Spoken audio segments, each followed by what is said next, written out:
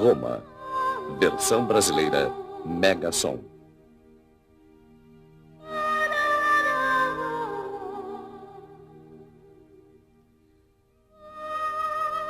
Roma é a única cidade grande do mundo cujo passado misturou-se indissoluvelmente à vida de todos os dias. A cidade cresceu no tempo, metabolizando as construções existentes e incorporando-as em edifícios de épocas e estilos diversos. Aquilo que em outros lugares é uma blasfêmia arquitetônica, em Roma é um horizonte de maravilhas, um longo fio de pedras que liga o século XX ao Império Romano.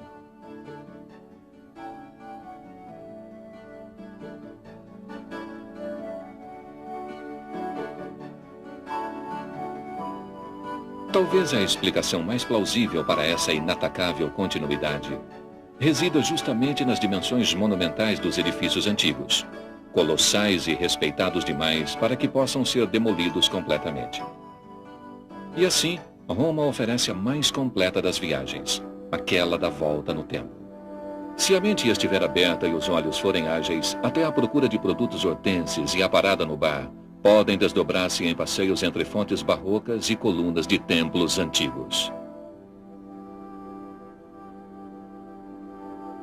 O Coliseu é o símbolo mais conhecido e mais imponente da antiga monumentabilidade. Com o Fórum Romano adjacente e os Fóruns Imperiais, o grande anfiteatro atesta o poder mundial, que na época concentrava-se em Roma. No foro desenvolvia-se a vida civil e religiosa da Roma antiga. Aí estavam sediados o governo e a magistratura do Estado. No Capitólio ficavam de vigia os deuses protetores da cidade, e a eles eram erguidos templos e estátuas, ao passo que no Palatino eram construídos e estratificavam-se os palácios dos imperadores. Com o Império, muitas funções do Fórum Romano passaram para os grandiosos fóruns que os imperadores mandaram construir. O Foro Trajano, um dos maiores, consistia de uma praça cercada por um templo, uma basílica para a administração da justiça, a coluna trajana e os monumentais mercados em semicírculo.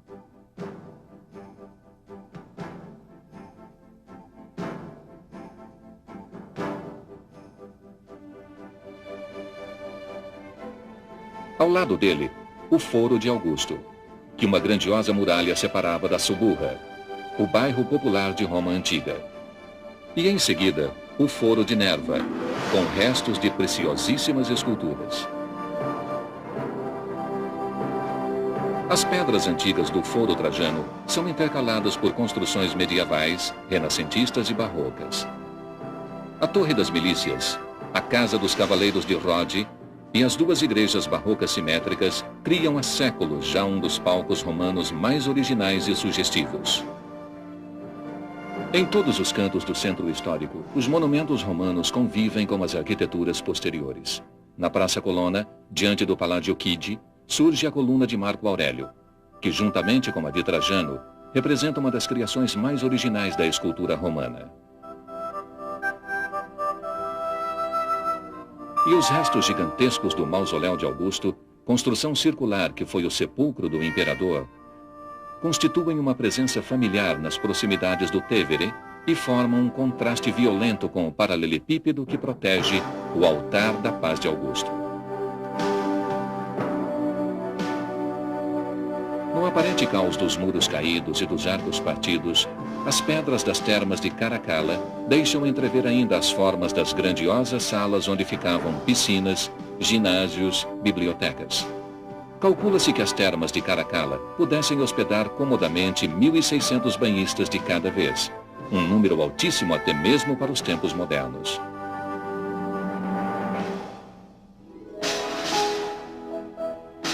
A água para esses banhos colossais e para o abastecimento hídrico da cidade era conduzida das colinas vizinhas através de aquedutos muito altos apoiados em arcos e que ainda perduram em campos romanos, cujos fragmentos podem ser vistos em muitos lugares.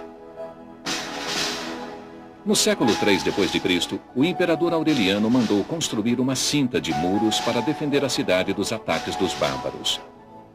Esses muros, ainda em grande parte existentes, apresentam portas monumentais. A Porta São Sebastião assinala o início da antiga Via Ápia, a Rainha das Ruas, que era assim chamada porque ligava Roma com a Grécia através do porto de Brindisi. Ao longo da Via Ápia, que corta os campos romanos com seu pavimento de pedras, flaqueadas por cipestres e pinheiros mediterrâneos, surgem os restos de maravilhosos monumentos sepulcrais. Entre eles, é reconhecível o túmulo cilíndrico de Cecília Metella.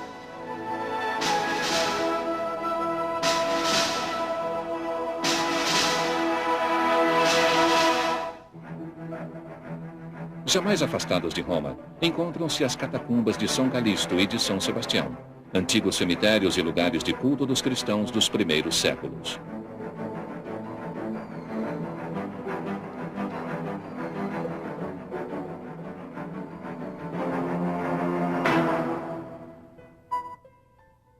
A Roma antiga dispunha de adequadas ligações fluviais com o porto de Ostia. Os diques e os armazéns do porto de Roma no Tevere, ou Tibre, foram descobertos recentemente. Próximo desse porto existe uma pequena colina, o Monte Testádio. Trata-se de um acúmulo de detritos, principalmente ânforas para transporte de produtos alimentícios, produzidas nos séculos da antiga metrópole.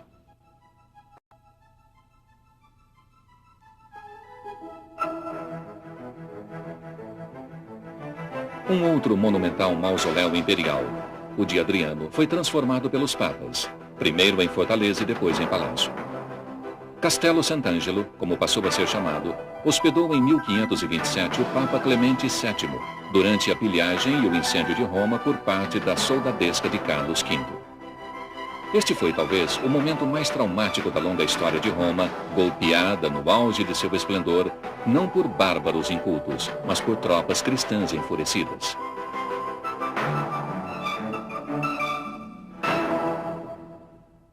Do mausoléu de um imperador romano para o túmulo de São Pedro.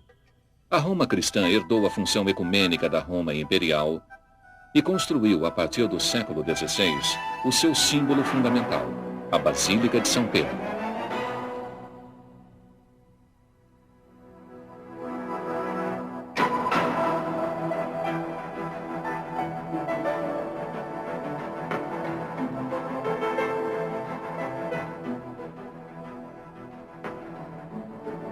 A Igreja Católica, que naquele período enfrentava o ataque do mundo protestante à sua ortodoxia, impôs um modelo universal de arquitetura, à qual devia corresponder a ideia do grande rebanho cristão reunido sob a guarda de um pastor único.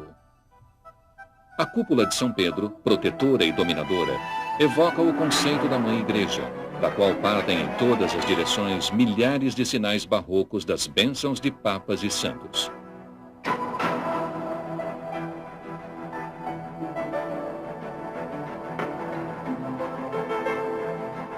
A praça, onde culmina a ideia do abraço universal de pedra, foi concebida por Bernini como centro espiritual do mundo católico e como teatro e representação dos seus ritos.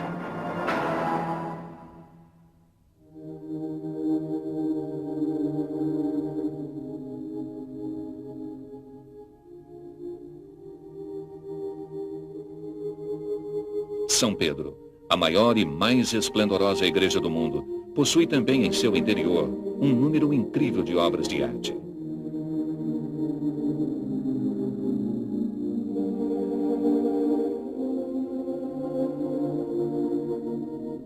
Da Pietà juvenil de Michelangelo, arquétipo de pungente sofrimento materno, ao baldaquim de Bernini, representação terrena da glória celeste, o interior da basílica alinha e funde em dimensões algumas entre as mais altas formas da escultura e da arquitetura dos séculos XVI e XVII.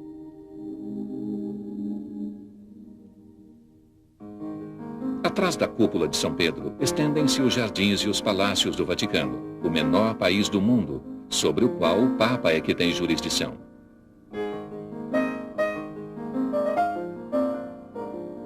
Nas preciosas galerias do Vaticano, concentram-se as obras de arte acumuladas pelos papas no transcurso dos últimos 5 séculos. Entre elas, as obras-primas da escultura do mundo antigo e os grandes ciclos da pintura de Rafael e Michelangelo. A casinha estilo século XVI de Pio IV, imersa no verde dos jardins, é um exemplo típico da vida e do gosto refinado dos príncipes renascentistas italianos, entre os quais contava-se também o Papa.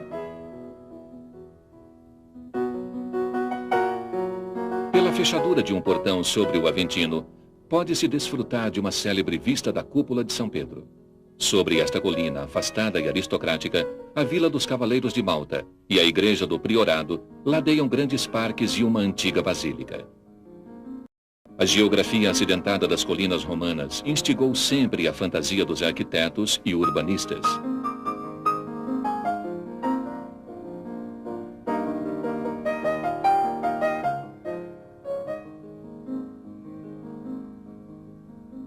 O interior de Santa Maria do Priorado é um ambiente setecentista faustoso, no qual o Piranesi desenhou algumas das suas mais fantasiosas criações.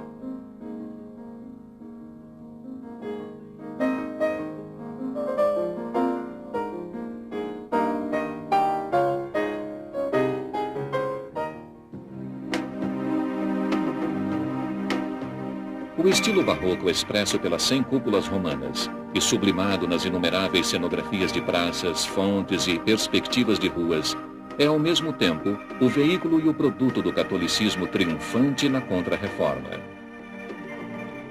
A cultura humanista dos príncipes da Igreja e o gênio dos artistas concorreram do século XVI ao século XVIII para fazer de Roma a cidade modelo para a urbanística daqueles séculos.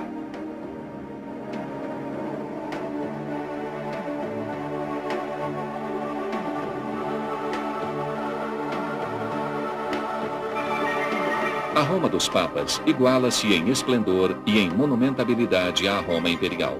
Suas basílicas são testemunhas perfeitas do poder da Igreja Católica e da sua capacidade de propagar sua mensagem de fé também através da arte, da teatralidade, da música e de cerimônias pomposas.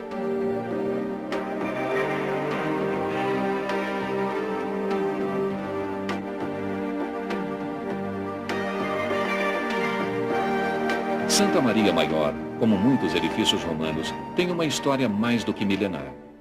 Construída no século V e, portanto, ainda na época imperial, foi ampliada e embelezada na Idade Média e redecorada no Renascimento. Entre o fim do século XVI e o início do século XVII, ela ganhou duas majestosas capelas, a Sistina e a Paulina, e no curso de 1700 foi feita a cenográfica fachada.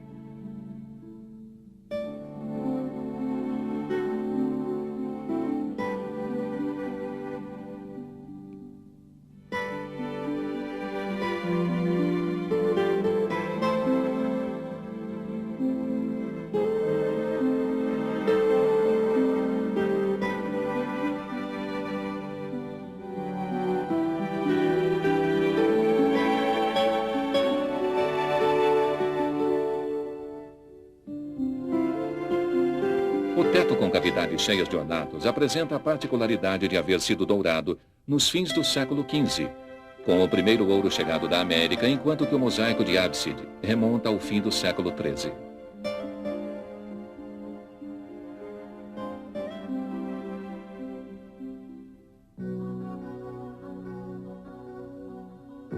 São João de Latrão, Catedral de Roma e do mundo, remonta na sua forma primitiva ao século IV, mas foi destruída inúmeras vezes por incêndios e terremotos e sucessivamente reconstruída.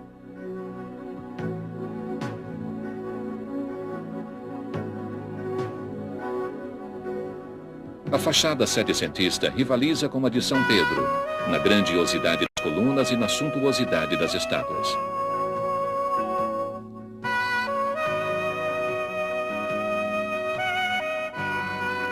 Durante mais de 1000 anos, o Latrão foi residência oficial dos papas, mas o palácio atual, que data do século XVI, foi concebido como residência de verão para eles.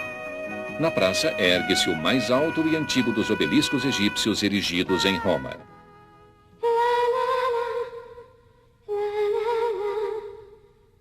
O claustro de São João, que data do século XIII, é um dos mais ricos e mais delicadamente adornados da Itália. As colunazinhas têm formas variadas e os capitéis são sempre diferentes.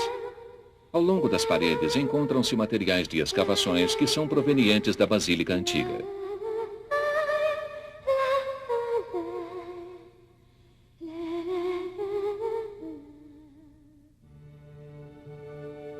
No interior, o transepto, ou parte lateral curta da basílica, é particularmente suntuoso.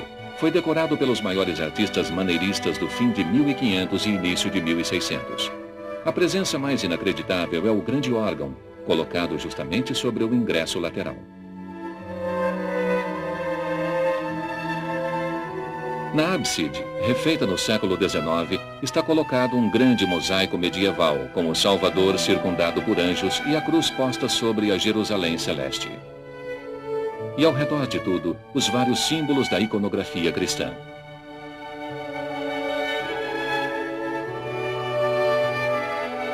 São João de Latrão tem 5 naves divididas por colunas, e deve a unidade do seu aspecto atual à organização de Borromini, que mesmo diante da opulência do conjunto, conseguiu dar um cunho de exatidão e de sobriedade ao projeto.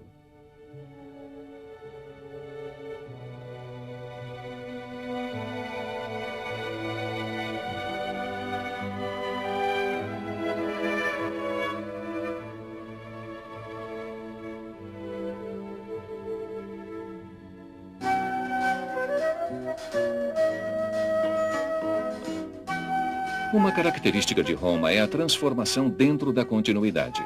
Edifícios antigos servem de apoio para os renascentistas e barrocos ou são reutilizados com funções diferentes.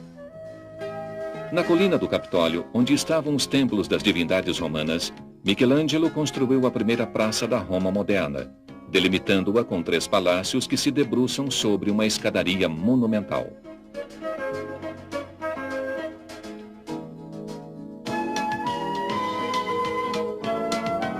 O antigo panteão, dedicado a todos os deuses, é considerado o monumento mais importante da arquitetura romana pelas dimensões, pelas proporções e pela presença de uma das maiores cúpulas da antiguidade.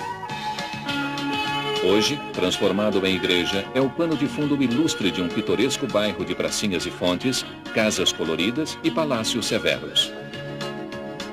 O gueto hebraico é o lugar onde se torna mais evidente a mistura de monumentos romanos e de habitações modernas.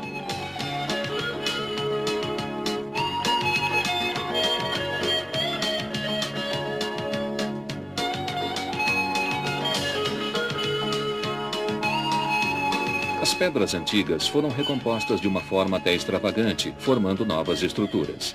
Assim, tabacarias e vasos de gerânios despontam entre antigas inscrições e bustos de severos cidadãos romanos, mortos há 2000 anos, enquanto que colunas de templos e de mercados romanos decoram calçadas prosaicas, abarrotadas pelas mesas dos restaurantes ao ar livre.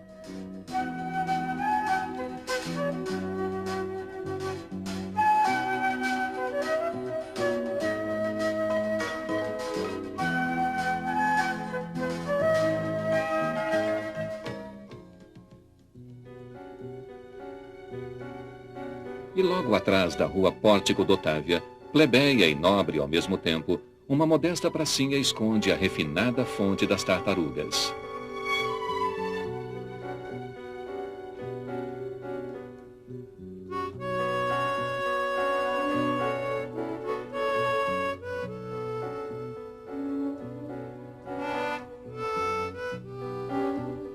Com o mercadinho do Campo das Flores, continua o alternar-se do monumental e do popular, e o desenvolver-se de modestos ritos cotidianos sobre o pano de fundo de edifícios ilustres.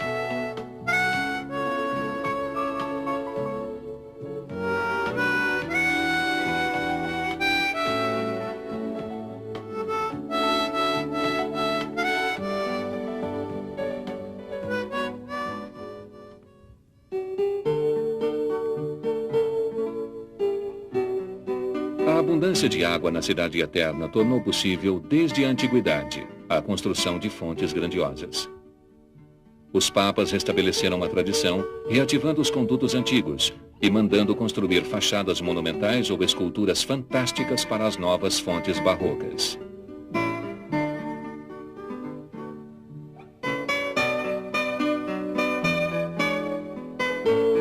A fonte de Trevi é talvez a mais célebre de todas, pelo efeito ágil de todos aqueles cavalos, daquelas figuras de deuses, das rochas, árvores e arcos, entre os quais a água esguicha e escorre, sobre o fundo teatral da fachada de um palácio.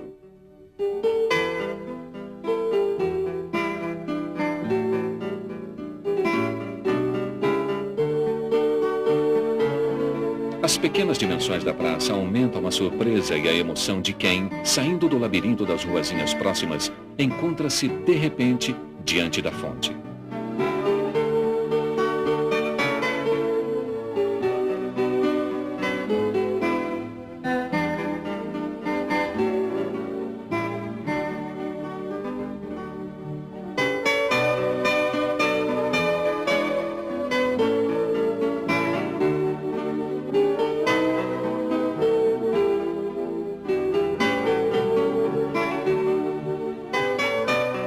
O estilo barroco que caracteriza a Roma dos Papas é também a expressão das grandiosas transformações urbanísticas da cidade.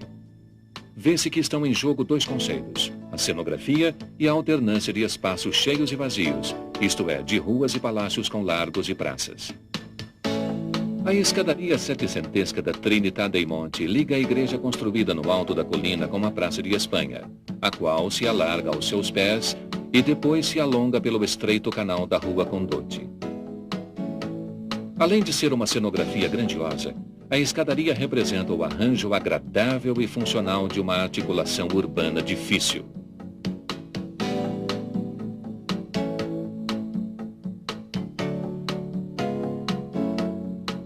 A fonte da Barcaccia, do pai de Bernini, é uma outra invenção barroca genial que evoca os grandes barcos do velho porto de Ripetta, no Tevere, no qual foi inspirada a escadaria.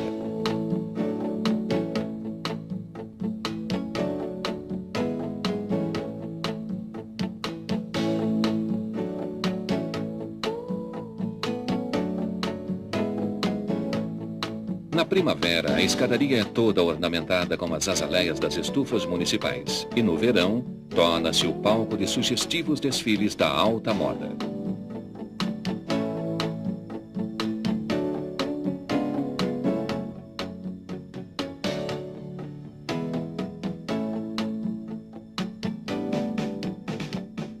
A Via Condotti com a paralela Via Pratina.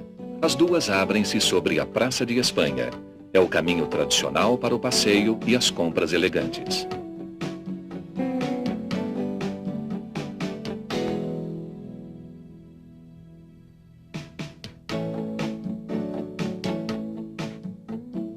Entre suas múltiplas atrações, temos o Café Greco, fundado em 1760 e frequentado por famosos visitantes estrangeiros como Goethe, Schopenhauer, Stendhal, Liszt, Wagner e artistas e escritores italianos dos séculos XIX e XX.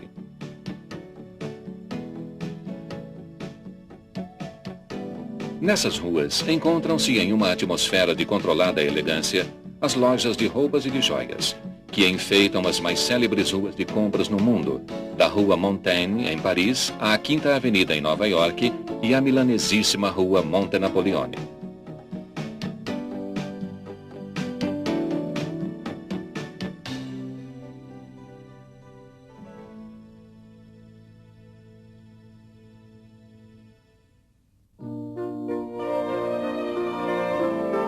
A Praça do Povo pertence àquelas maravilhas urbanísticas que fazem a glória de Roma. A praça apoiada à colina do Pincio é o ponto de chegada de três ruas retilíneas, dispostas em forma de tridente, que a unem respectivamente à Praça de Espanha, à Praça Veneza e ao Tevere. Giuseppe Valadier desenhou a praça no início do século XIX, colocando no centro um obelisco egípcio proveniente de Heliópolis e projetando a série de terraços e ladeiras que a unem ao Pincio.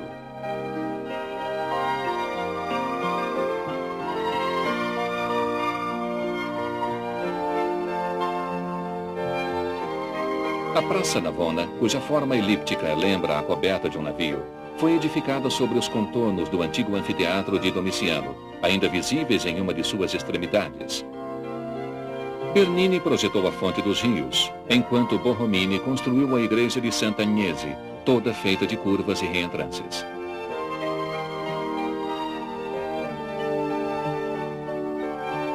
A Praça Navona, assim delimitada com perfeição, dá a impressão de uma festa ininterrupta.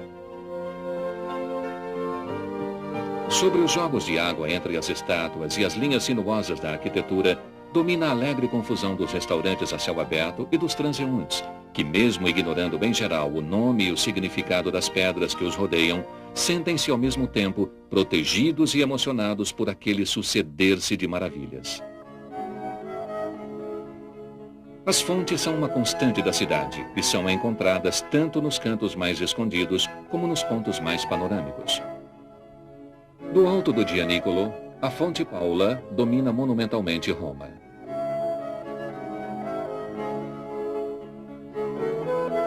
Também a Praça de Santa Maria, em Trastevere, é adornada com uma fonte, ao redor da qual vive o bairro mais humilde de Roma, aquele dos artesãos e dos barqueiros. Hoje, nos becos escuros e nas pracinhas festivas do Trastevere, o caráter popular é, em parte, diluído pela presença de comércio sofisticado e pela multidão de turistas.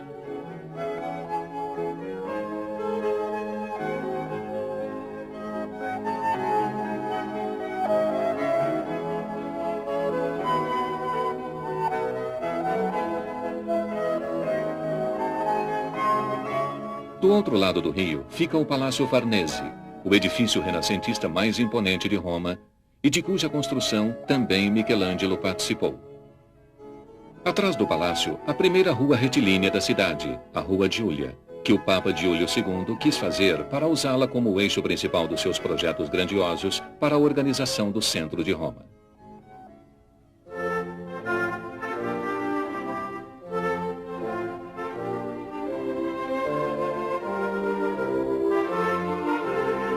A partir do Renascimento, as famílias nobres romanas e as outras dinastias da península rivalizaram na construção de palácios residenciais suntuosos no centro de Roma.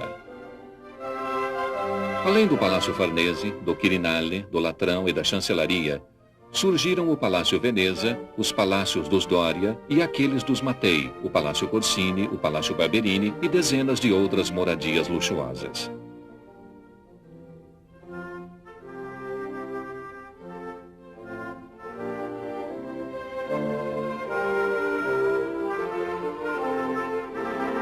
Alguns desses palácios, como o Colonna, guardam importantes coleções particulares de obras de arte.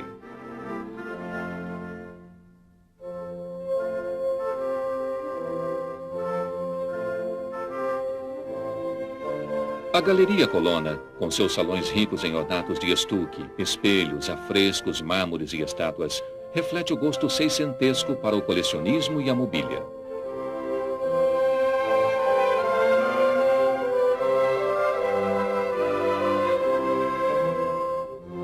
Os quadros de Rubens, Tintoretto, Tiziano, Veronese, Guido Reni, Guercino, Bronzino recobrem totalmente as paredes dos salões. Esta organização das pinturas contribui muito mais para o efeito decorativo do conjunto que para a valorização de cada obra em particular.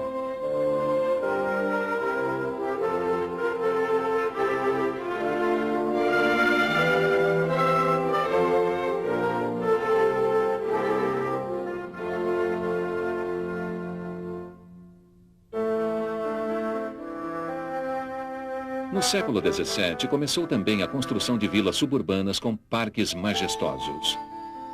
Entre as maiores estão a Vila Doria Pampili e a Vila Borghese, que atualmente são parques públicos.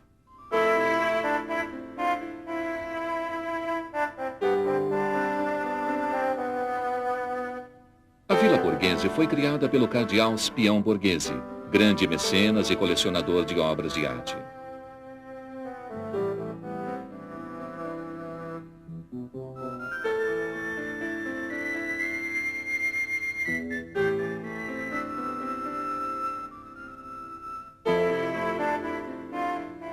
A Vila Borghese é o Parque de Roma por excelência. Os seus altíssimos pinheiros mediterrâneos inspiraram poetas, pintores e músicos.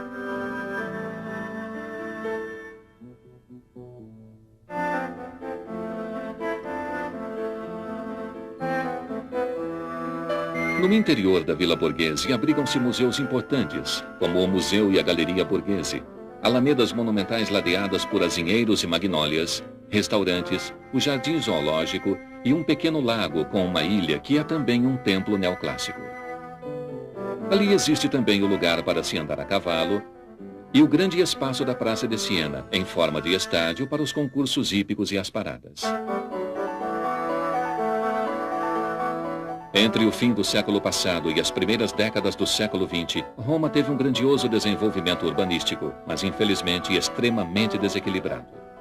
De vez em quando, descobrem-se realizações originais e espetaculares, como a Praça Esedra, como a sua Fonte das Náiades, o Palácio da Justiça, o Altar da Pátria e o bairro Copedê, perto da Rua Nomentana. Neste último, a fantasia desenfreada dos projetistas acumulou delírios de pedra, que, piscando o olho para os séculos passados, tornam-se na realidade imitações irônicas e reelaborações de monumentos célebres.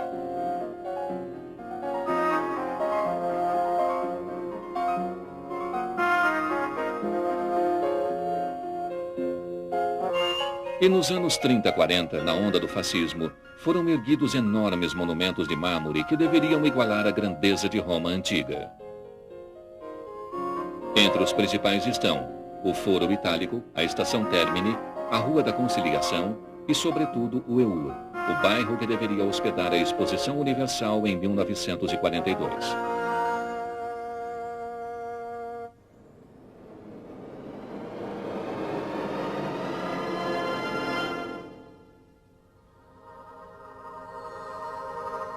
O símbolo mais grandioso do EUR é o Palácio da Civilização do Trabalho, suspenso no nada, com seus arcos e as suas esculturas imersos em uma atmosfera metafísica.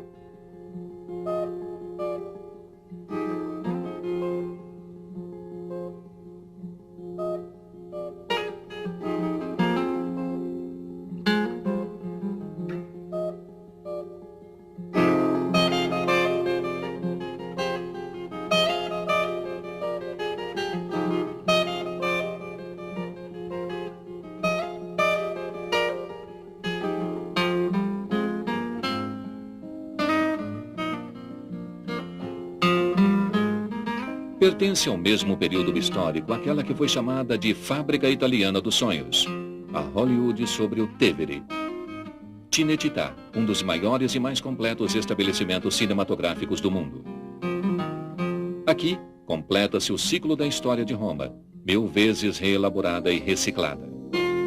Desta vez, o que temos à nossa frente é a Roma de plástico e de papelão.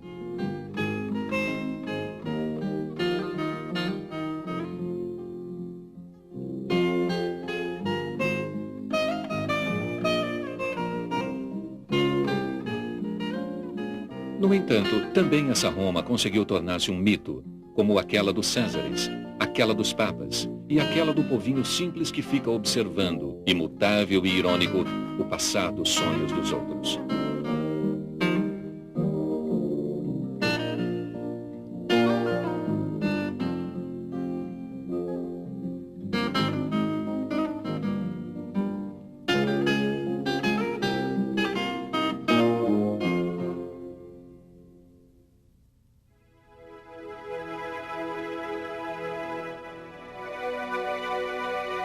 Infelizmente, a Roma moderna está se tornando uma mistura de lugares comuns. O loiro Tevere não é mais loiro, mas é até passavelmente poluído. O ocaso renunciou ao refrigério da brisa do poente a partir do momento que o delicioso ventinho é bloqueado pelas novas mastodônticas construções. E La Dolce Vita não é nada mais que uma ilusão de celuloide, criada talvez apenas pela fantasia de Fellini.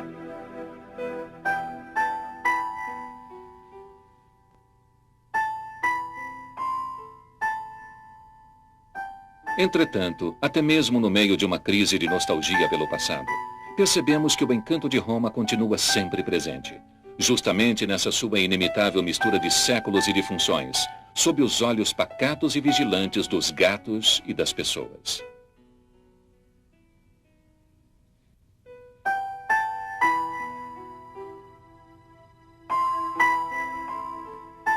A cidade havia sido construída para representar o poder de maneira monumental. Deste teatro de pedra e de mármore, resta o palco, sobre o qual a cortina dos sonhos está sempre pronta a abrir-se.